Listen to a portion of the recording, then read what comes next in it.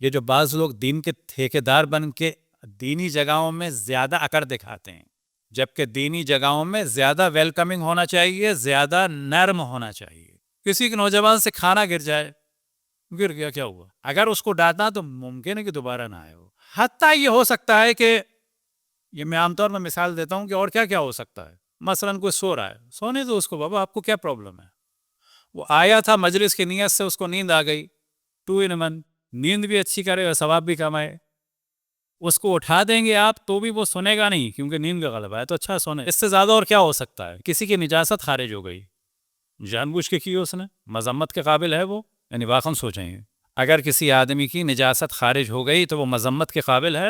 بالکل مذمت نہیں کر سکتے، بالکل توہین نہیں کر سکتے، بلکہ ایسی جگہ پہ کیا کرنا ہوگا کہ اس کا ہاتھ بٹانا ہوگا، اللہ سے دعا کرنی ہوگی کہ یا اللہ تو ہمیں اس بیماری سے محفوظ، اور شکر کرنا ہوگا کہ یا اللہ تیرا شکر ہے کہ میں کنٹرول رکھتا ہوں، یہ کنٹرول ختم ہونے میں فریکشن آف سیکنڈ نہیں لگتا۔ تو یہ ذمہ داری یہ تمام مومنین کی اور مومنات کی، چاہے وہ بڑے ہوں چاہے وہ بچے ہوں، کہ ویلکمنگ ہوں، ہر آنے والے کا احترام کریں، چاہے وہ کوئی ہو، چاہے وہ کوئی ہو۔ اور خصوصاً بعض دفعہ جب ہم تھوڑا سا دینی کام کرتے ہیں تو اللہ کا شکر ہے کہ میں ہمیشہ اس کو کہتا ہوں کہ ہم اتنے اللہ کا شکر ہے دیندار نہیں ہیں، یعنی یہ میں مذاق میں کہہ رہا ہوں، اللہ کا شکر ہے ہم اتنے دیندار نہیں ہیں۔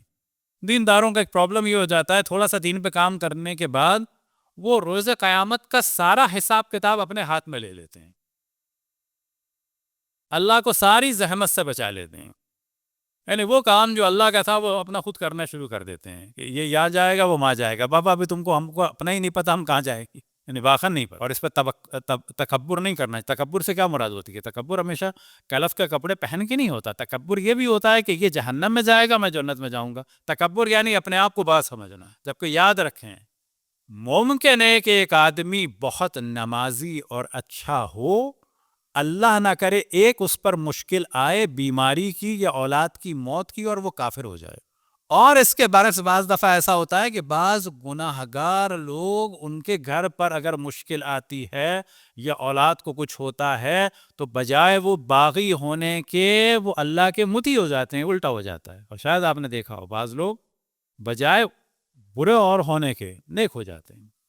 لہٰذا ہم میں سے کسی کو نہیں معلوم کہ ہماری عاقبت کیا ہوگی، لہٰذا تھوڑے بہت دین پر عمل کر کے اپنے آپ کو یہ سمجھنا کہ میری عاقبت بخیر ہے، یہ ایک تکبر ہے۔ ہر لحظہ یہ دعا کی جائے کہ خداوند تبارک و تعالی ہمارے گناہوں کو معاف کرے اور ہماری عاقبت کو بخیر کرے۔